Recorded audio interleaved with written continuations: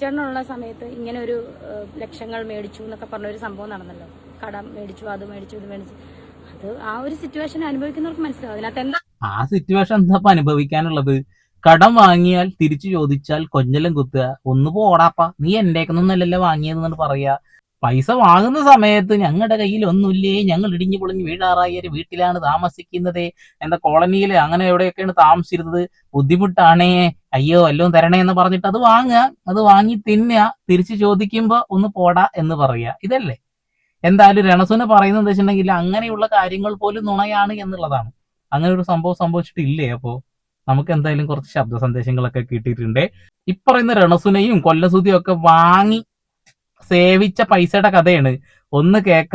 വേറെയും പല കാര്യങ്ങളൊക്കെ കേട്ടിട്ടുണ്ട്. 500 രൂപക്ക് എന്തൊക്കെയോ അത് ചെയ്തു എന്നൊക്കെ. അതൊന്നും ഞാനിപ്പോ കൊണ്ടുവന്നിട്ടില്ല. നമുക്ക് എന്തായാലും ആ ശബ്ദമൊക്കെ ഒന്ന് കേട്ടാ. എന്റെ പിന്നെ അവൻ ഉണ്ടായിരുന്നപ്പോ മേടിച്ച പൈസയാ. അവൻ ഒരു ഗതിയും പരഗതിയില്ലാതെ നടന്നപ്പോ ഇവളും അവനും കൂടെ വന്ന് മേടിച്ച പൈസയാ. അത് നമ്മൾ ഇവിടുന്ന് പോയി കഴിഞ്ഞാൽ അവരുടെ വീട്ടിൽ ചെന്ന് നമ്മൾ ചോദിച്ചപ്പം, ഞാനും എന്റെ പിള്ളേരും കൂടെ ചെന്ന് ചോദിച്ചപ്പോ എന്റെ മകൻ അവളെ കയറി പിടിച്ചെന്നും പറഞ്ഞ് അവൾ കൊണ്ട് കേസ് കൊടുത്തു. അത് മുറ്റത്ത് നിന്ന് അത് അവര് കോളനിയാണ് താമസിക്കുന്നത്. ഒരു അടുപ്പ് വലിയ വീടുവാ. ഇവിടെ വീട്ടിൽ അവിടെ അപ്പനുണ്ട്, സുധിയുണ്ട്, ഇവിടെ മൂത്ത വീട് ചേട്ടനുണ്ട്, അതിലൊക്കെ പിള്ളേർ മുഴുവനുണ്ട്. ഉള്ള കാര്യം. എന്നിട്ട് ഞാനും എന്റെ മക്കളും കൂടെ എന്റെ മകൻ തന്നെ ചെറുതായിരുന്നു, 23 വയസ്സുള്ളൂ. അവൻ കയറി പിടിച്ചെന്നും പറഞ്ഞ് അവൾ പോലീസ് സ്റ്റേഷനിൽ കൊണ്ട് കേസ് കൊടുത്തു. ഇപ്പം പോലീസ് സ്റ്റേഷനെ അവര് കൊടുപ്പിച്ച് എന്നാ പ്രശ്നം ഉണ്ടായിരുന്നു. നമ്മുടെ കയ്യിലിരുന്ന പൈസ കൊടുത്തിട്ട് എത്ര രൂപ കൊടുത്തു? 1 ലക്ഷം. 1 ലക്ഷം. 1 ലക്ഷം. 1 ലക്ഷം രൂപ തിന്നാനൊരു വകുപ്പില്ല എന്ന് പറഞ്ഞിട്ട് അത്ര വാങ്ങിയത്. വാങ്ങി നക്കി. അതിനുശേഷം ആ ഫണ്ട് ഒന്ന് ചോദിക്കാൻ വേണ്ടിയിട്ട് വീട്ടിലേക്കൊന്ന് പോയി. ഒരു കോളനിയിലാണ് ഇവർ താമസിച്ചിരുന്നത്. ആ കോളനിയിലോട്ട് ചെന്ന സമയത്ത് രണസുന കേറി പിടിച്ചു എന്ന് പറഞ്ഞൊരു കേസ് കൊടുത്തു അത്രേ. അയ്യോ, ഇനിയും സഹായിക്കാൻ ചെല്ലുന്ന ആളുകളെ നിങ്ങൾ ഒന്ന് ശ്രദ്ധിക്കണം കേട്ടത്. രണസുനയുടെ മാത്രം കാര്യമില്ല, ഏതൊരു വ്യക്തിയുടെ അവസ്ഥ ഇതൊക്കെ തന്നെയാണെന്നുള്ളതാണ്. കടം പലതും പറഞ്ഞു വാങ്ങും, തിരിച്ചു ചോദിക്കാൻ ചെയ്യുന്നുണ്ടെങ്കിൽ നമുക്ക് ഇങ്ങോട്ട് പണി തരിക എന്നുള്ളത്. എന്റെ ഒരു സുഹൃത്തിനുണ്ടായ ഒരു അനുഭവം ഉണ്ട്. എത്രയോ ലക്ഷം രൂപ കൂട്ടുകാരന്റെ കയ്യിൽ നിന്ന് വാങ്ങുന്നു. ആ ഫണ്ട് തിരിച്ചു ചോദിച്ച സമയത്ത് അവൻ പറയാ, നിന്നെ കൊണ്ട് കഴിയെങ്കിൽ നീ വാങ്ങടാ എന്നുള്ളത്. സ്വാഭാവികമായിട്ടും നമുക്ക് ദേഷ്യം പിടിക്കും. അങ്ങനെ ചെറിയൊരു തല്ലും വക്കാണൊക്കെ ഉണ്ടായി. പിന്നീട് അത് പോലീസ് കേസ് വരെ എത്തി. അവസാനം ഈ പൈസ അങ്ങോട്ട് കൊടുക്കേണ്ട അവസ്ഥ പോലും വന്നു എന്നുള്ളതാണ്. അതായത് ജാതിപരമായിട്ടുള്ള ഒരു പ്രശ്നമുണ്ട്. ചില ആളുകൾ ആ ടൂൾ ഉപയോഗിക്കുന്നത് നമ്മൾ കണ്ടിട്ടുണ്ട് എന്നുള്ളതാണ്. ഓക്കെ, അതൊക്കെ അവിടെ നിൽക്കട്ടെ. രണസുന ആ പണം വാങ്ങാൻ വന്ന ആളില്ലേ, സഹായിച്ച ആളെ തന്നെ പണി കൊടുത്തു. അപ്പൊ എത്ര വലിയ ഹിസ്റ്ററി കിടക്കുന്നുണ്ട്. എന്നിട്ടാണ് ആ പാവം ഫിറോസ്ക്കൊക്കെ വീട് വെച്ച് കൊടുത്തിട്ട് മൂഞ്ചിയത്. അപ്പൊ ഫിറോസ്ക്ക, നിങ്ങൾക്ക് കിട്ടിയത് എന്തുകൊണ്ടാന്ന് മനസ്സിലായില്ലേ?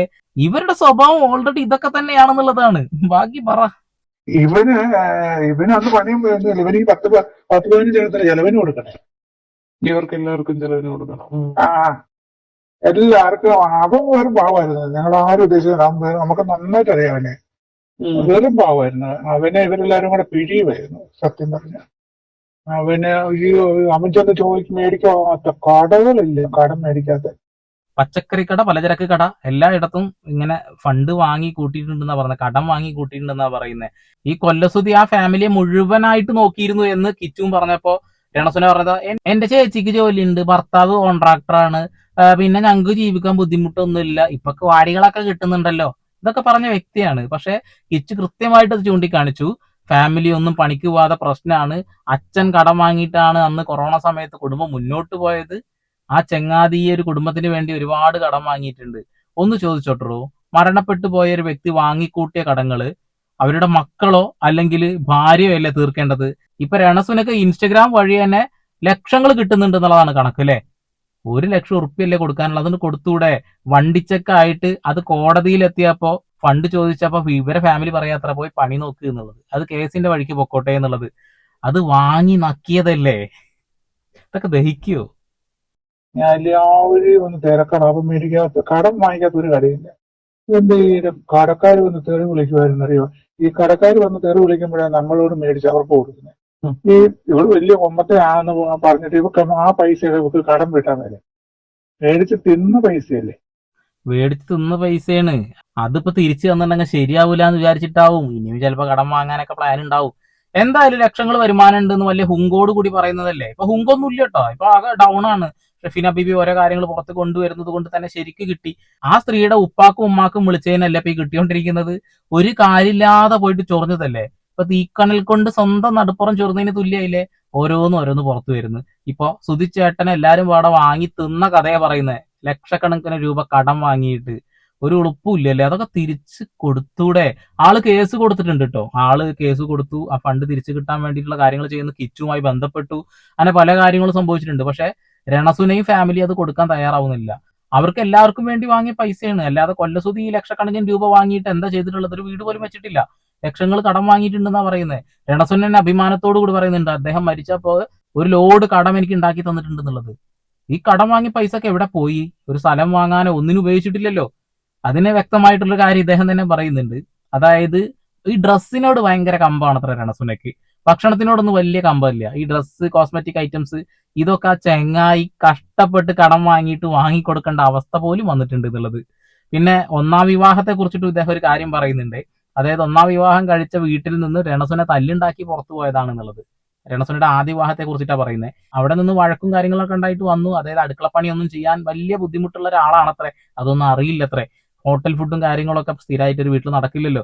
അപ്പൊ അവിടെ അമ്മായിമ്മയും മറ്റുള്ള ആളുകൾക്കുമായിട്ട് എന്തൊക്കെ പ്രശ്നങ്ങൾ ഉണ്ടായി എന്നൊക്കെ ഇദ്ദേഹം പറയുന്നുണ്ട്.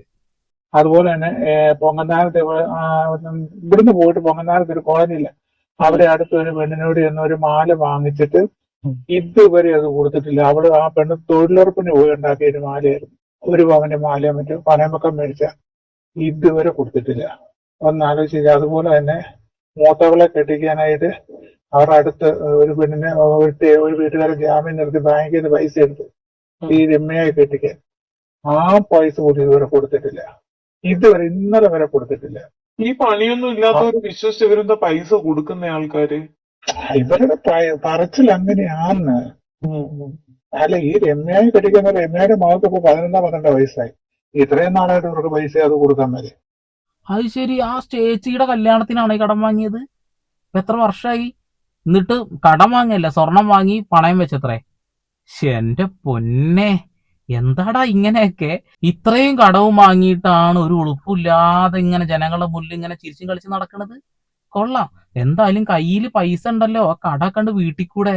ഇത് ജനങ്ങളെ കൊണ്ട് പറയിക്കണ. ഒരാള് കേസ് കൊടുത്തു, ഇനി കുറെ ആളുകൾ വരാനുണ്ടെന്നാണ് ഇദ്ദേഹം പറയുന്നത്. ഇത് ഞാന് എനിക്ക് ചെക്ക് തന്നത് ഞാൻ കൊണ്ട് കേസ് കൊടുത്താണ്. അപ്പൊ എനിക്ക് മാത്രമേ ചെക്ക് തന്നു, ബാക്കി അജയർ ഒത്തിരി പേർക്ക് കേസ് കൊടുക്കാനുണ്ട്. അന്നേരം ഞാൻ കൊണ്ട് കേസ് കൊടുത്തു. കേസ് കൊടുത്ത ഉടനെ ഞാനിപ്പോ മരിക്കുന്നത്. മനസ്സിലായി. ഇപ്പൊ രമ്യ രേണു പിന്നെയും കുഴപ്പമില്ലെന്ന് എനിക്ക് തന്നെ. മറ്റവളാ പറയുന്നത് പുതി മരിച്ചു പോയില്ലേ, ഈ കേസ് കൊടുത്തില്ലേ, ഇങ്ങനെ കേസ് തീരണം. ഏതായാലും മരിച്ച ഒരാളുടെ പേര് കേസ് ഇനി മുൻപോട്ട് പോകത്തില്ലെന്ന് എല്ലാവർക്കും അറിയാം. എന്റെ പൊന്നെ, ഇത് വല്ലാത്തൊരു ഇടപാടായി പോയി കേട്ടോ. എന്തായാലും നിങ്ങൾ കേസ് കൊടുത്തില്ല, കേസ് നോക്കിക്കോന്ന് പറഞ്ഞത്രേ രണസുനയുടെ ചാച്ചി. എടാ ഇതിനെ സപ്പോർട്ട് ചെയ്തിരിക്കുന്ന ആളുകൾ ഒന്ന് മനസ്സിലാക്കണോ. ഇപ്പൊ ഇദ്ദേഹം ഈ ഒരു ഫണ്ട് അയാളുടെ കയ്യിൽ നിന്നല്ല കൊടുത്തിട്ടുള്ളത്. അയാളൊരു പേഷ്യന്റ് ആയിരുന്നു, അയാൾ ഹാർട്ട് പേഷ്യന്റ് ആയിരുന്നു. ഓപ്പറേഷൻ സമയത്ത് തിരിച്ച് പൈസ വെച്ചപ്പോ പോയി പണി നോക്കുന്ന് പറഞ്ഞവര്. അയാൾ കടം വാങ്ങിക്കൊടുത്ത പൈസയാണത്രേ. ഈ പൈസയും വാങ്ങി തിന്നിട്ട് ആ പൈസ തിരിച്ചു വെച്ചപ്പോ മുന്നേ നിങ്ങളൊരു വോയിസ് കേട്ടിട്ടുണ്ടാവും. ഈ രണസുനയുടെ ഒരു വോയിസ് ഇറങ്ങിയിട്ടുണ്ടായിരുന്നു. ഈ കടം വാങ്ങിയ പൈസ തിരിച്ചു ചോദിക്കുന്ന സമയത്ത് നിങ്ങൾ എനിക്കല്ലല്ലോ തന്നിട്ടുള്ളത്, കൊല്ലസുതിക്കല്ലേ, നിങ്ങൾ അയാളുമായി ഡീൽ ചെയ്തോ എന്ന് പറഞ്ഞൊരു ശബ്ദ സന്ദേശം. വേണമെങ്കിൽ ഞാൻ അടുത്ത വീഡിയോയിൽ തപ്പിപ്പിടിച്ച് കൊണ്ട് കേൾപ്പിച്ചു തരാം, ഇനി കേൾക്കാത്ത ആളുകളുണ്ടെങ്കിൽ. അപ്പൊ അന്ന് ഒരുപാട് കോൺട്രവേഴ്സി ഉണ്ടായ ഒരു വിഷയമാണിത്. ഈ കടം വാങ്ങിയിട്ട് തിരിച്ചു കൊടുക്കാത്തൊരവസ്ഥ.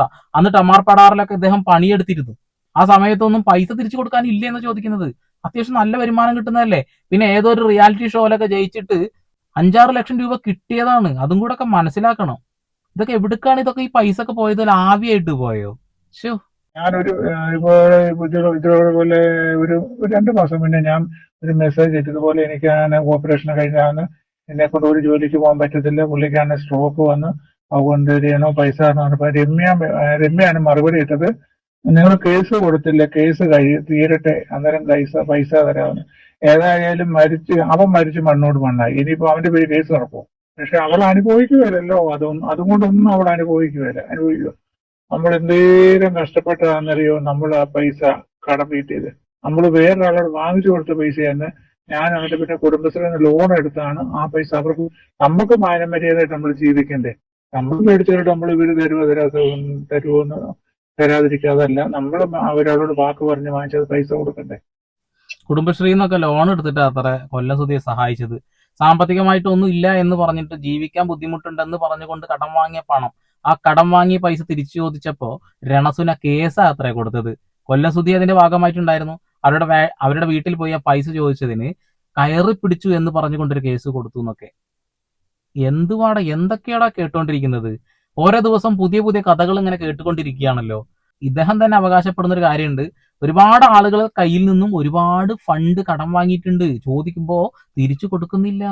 ഇതും കണ്ടിട്ട് സപ്പോർട്ട് ചെയ്യാൻ കോമള മേഡം, ലതാകുമാരി ചേച്ചി, അങ്ങനെ കുറെ ആളുകളുണ്ട് ഇപ്പോഴും. കടം വാങ്ങിയാൽ കൊടുക്കില്ലടാ എന്ന് പറഞ്ഞുകൊണ്ട് കുറെ എണ്ണം.